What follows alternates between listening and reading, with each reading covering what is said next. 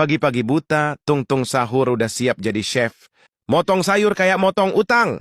Abis sayur, sekarang giliran telur, dikocok santai, kayak hidup tanpa cicilan. Masukin sosis, kecap dikucur.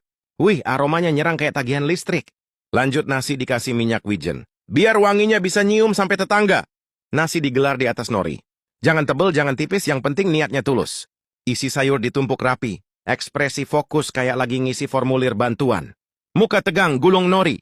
Kayak nasib lagi digulung kenyataan. Minyak diusap, wijen ditebar. Gayanya udah kayak chef bintang 5. Gulungan dipotong rapi.